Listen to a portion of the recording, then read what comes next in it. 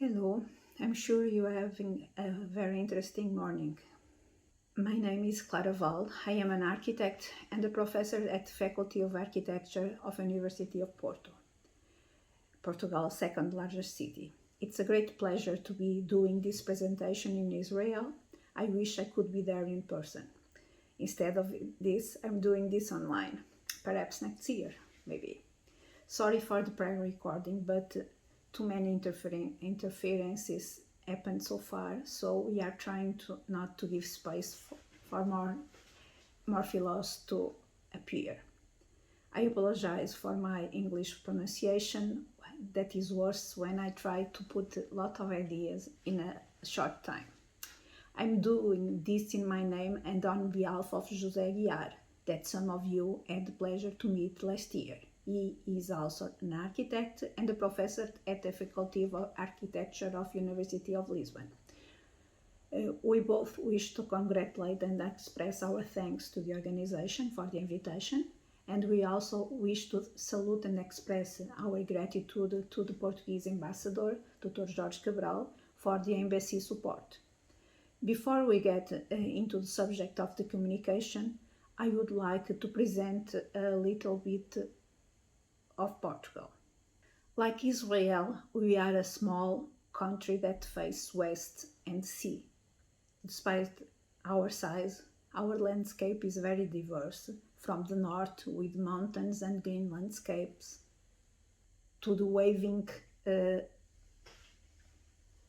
golden south, Alentejo. From the intense Atlantic Ocean of the highest waves to the cliffs that dug by the strong waters of great rivers, from the craters of ancient volcanoes to the beach, lagoons, and estuaries.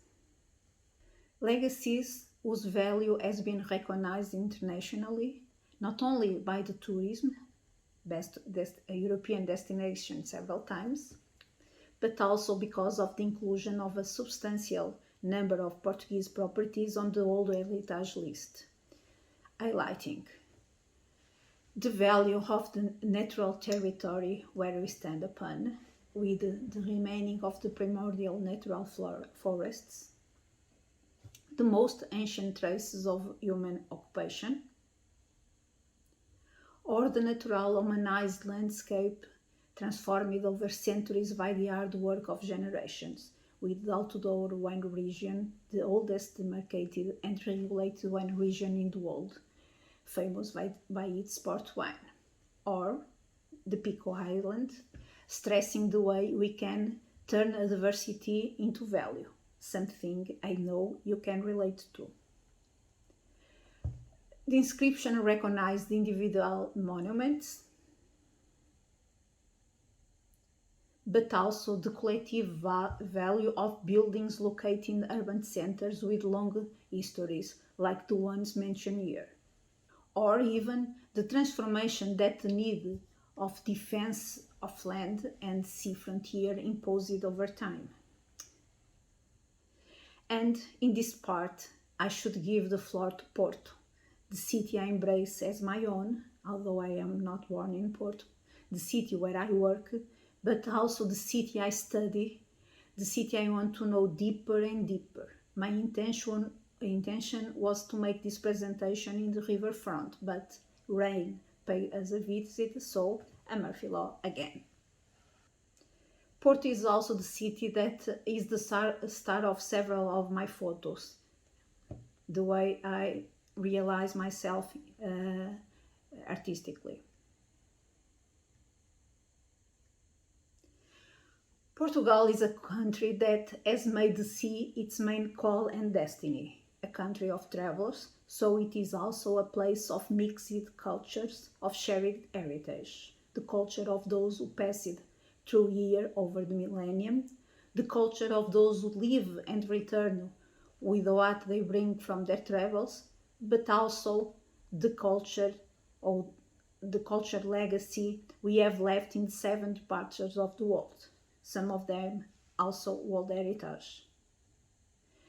Material repositories of memories and cultures, but also of the intangible nature like the legacy of the language, the music, the literature, gastronomy, even miscegenation and resilience.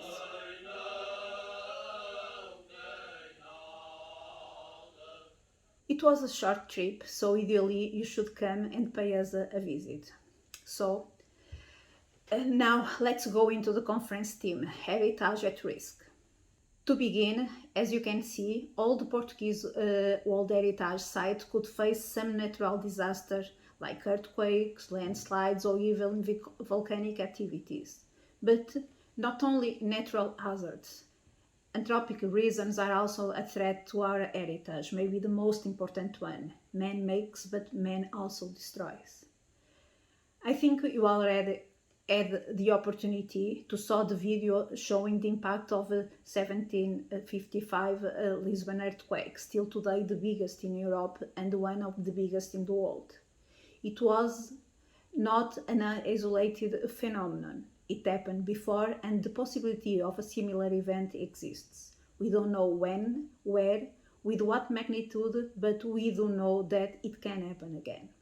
But I'm not here to talk about the Lisbon earthquake, although its marks are still present today in some of our buildings, like in this church of Foscoa. I would like to talk to you with more detail about a research project in which I am involved, the SIAP project, Artificial Intelligence System for Risk Detection and Alert on Heritage.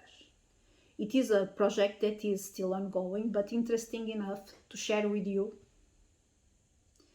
The project aims to implement a heritage management and alert system using artificial intelligence tools for data processing to increase the effectiveness of heritage supervision services and to optimize intervention strategies. This is made through sensing and monitoring of historical structures, enabling the early detection of potential risks, contributing to the increased safety and significant reduction in maintenance costs. This is a multidisciplinary research project that is coordinated by Direção Regional de Cultura do Norte, DRCN, the regional entity that manages the public heritage in the north of Portugal and involves, for now, the following areas: architecture and geomatics, civil engineer, history and heritage sciences, artificial intelligence, system engineer and technology. The pilot project is constituted by 3 churches managed by the DRCN. The Church of Freixo de Espada Cinta, that you are seeing now in the video, the Church of Vila Nova de Foscoa, now, the one with we saw before, with the impacts of the earthquake,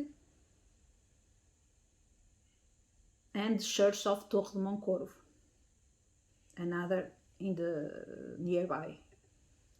These 3 churches are located near the Vilariça Fault, one of the existing tectonic faults in Portugal, which partially crosses the national territory in a north-south alignment. It is not an extremely active fault, but it was responsible for the partial destruction of the village of Torre de Moncorvo, with an earthquake of 4.3 magnitude in 1868.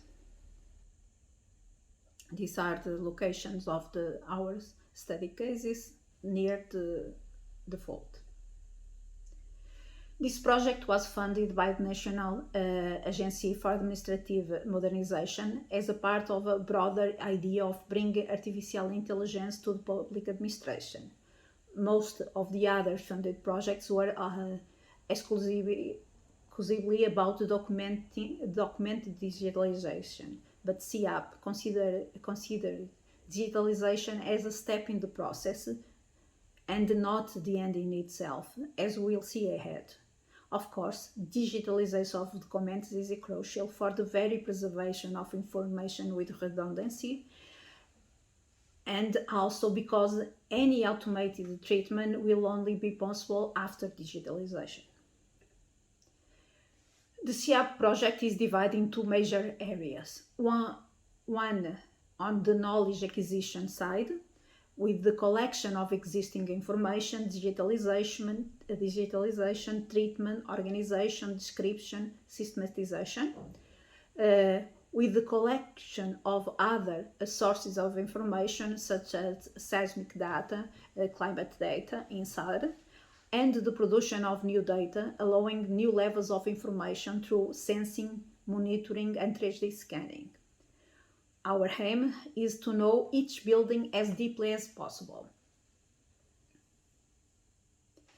On the knowledge management side, the creation of an integrated system which relates different data, regardless of their source, in a continuous and dynamic process, providing access to the information in real time, anywhere, and in an intuitive way, with a graphic platform, also creating automatic alerts processes of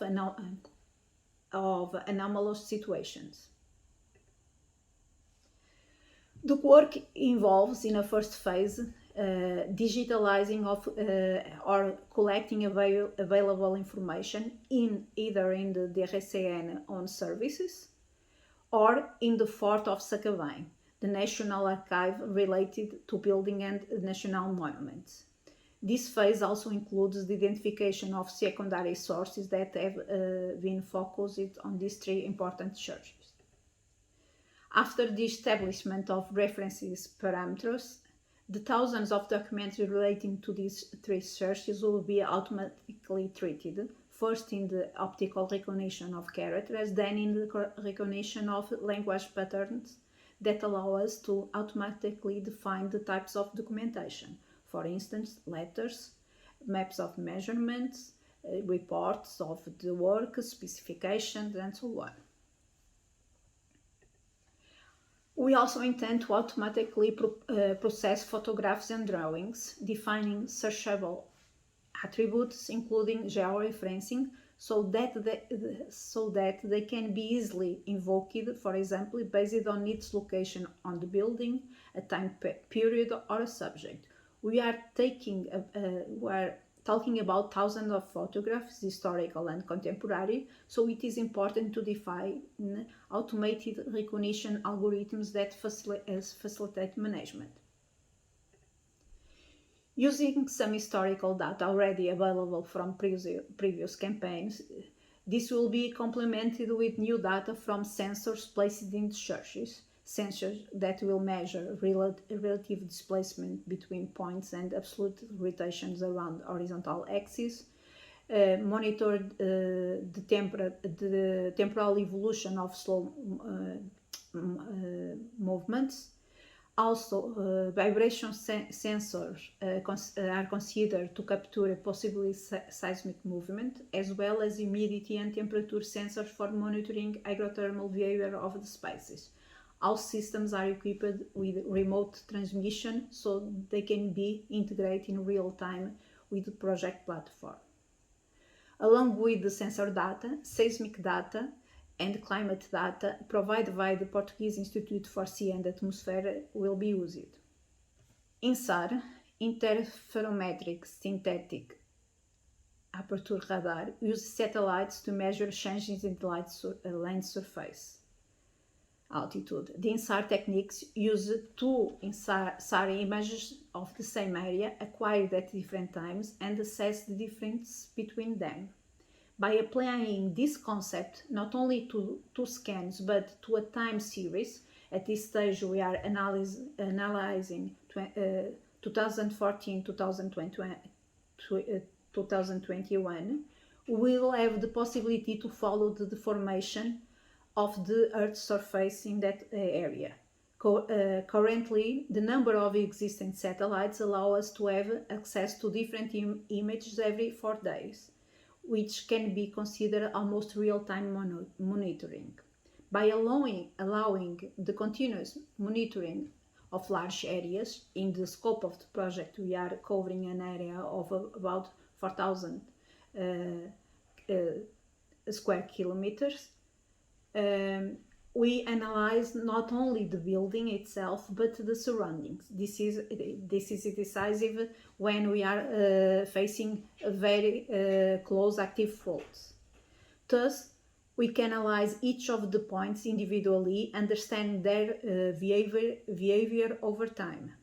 One example, here we can see the land subsidence of debris from the work of the Coa Dam that was not completed because of the prehistoric rock art that existed at that point. We can see for that point, for one of that points, the way the land goes down over time in this period of almost 7 years. High-resolution photogrammetric and LiDAR surveys tools are used for data acquisition and subsequent development of virtual models of the building under analysis. Two types of models are being developed. Realistic models, very rigorous. The survey was done with 0.5 millimeters of definition, but they are extremely heavy.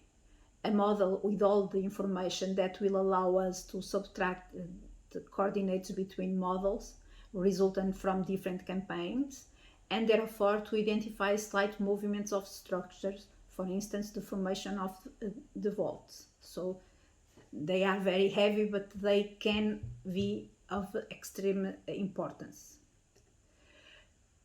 The other models are simplified BIM models, which will allow us to integrate a series of functions. It is a model compatible with various platforms, which can be accessed on any computer or mobile device. It will serve as a basic for structuring and assessing information. In a way, it will be the equivalent to transition from the MS-DOS environment to Windows. That is, when we go from the need to previously dominate the tool for using it in the MS-DOS to the possibility of learning while doing the work because of the using of a graphic interface. For instance, selecting an object, a certain column in the search, it will be possible to have access to a set of documents, iconographic information or sensor data in SAR, and so on. And it's not necessary to know that the information existed, that where the information is. You just have to know the part of the building that you want to know more about. The same way that we work on Windows. Usually we don't know all the commands, we just know that when you need it, we will find them. These simplified models allow other uses, for instance, teaching heritage values or identification of construction phase, or even the virtual reconstruction of the elements that have been subtracted to the building. We also consider graphic tools as research tools, the use of different technologies and techniques as tools to increase knowledge about the building, like photogrammetry, thermography, multispectral photography, and others. In this set of images, resulting from the work of the research of Pyrrhus, from the same facade of the Church of Freixo, we can see in this the orthophoto, here a surface model, here a iso-thickness model with an interesting extra thickness in the upper part of the wall that is not the usual. Usually walls go thinner as they go high. And the use of SIG tools for the automatic identification of the height of the stones. By crossing references with other documentation, we hope to discover more about the history of the building. For example, We see in this same image a drawing by Duarte de Armas. He was commissioned by King Dom Manuel to survey all the fortresses in the border. We can consider this the first known national inventory. Despite the apparent simplistic representation without the mastering of perspective, the records made by Duarte de Armas is relatively accurate in terms of individual details, as he should inform correctly the king. If we look at this drawing, we see here a church of different size to the one we have today, something we need to investigate further. And at last, the platform, still in discussion. It will allow the integration of the several data sources. It will be managed using artificial intelligence techniques, saving financial resources and speeding up process, also ensuring greater effectiveness in monitoring the building in question. It will be equipped with advanced visualization tools, which will allow taking also advantage of the 3D scanning and of the 3D model that will be used as information aggregators. In a certain way, the representation of the building will be one of the databases that will organize all the information. At the end of the project, the aim is that all this data, working together using artificial intelligence tools, will automate processes that today are separate. This is the end of the pre-recording. Thank you very much.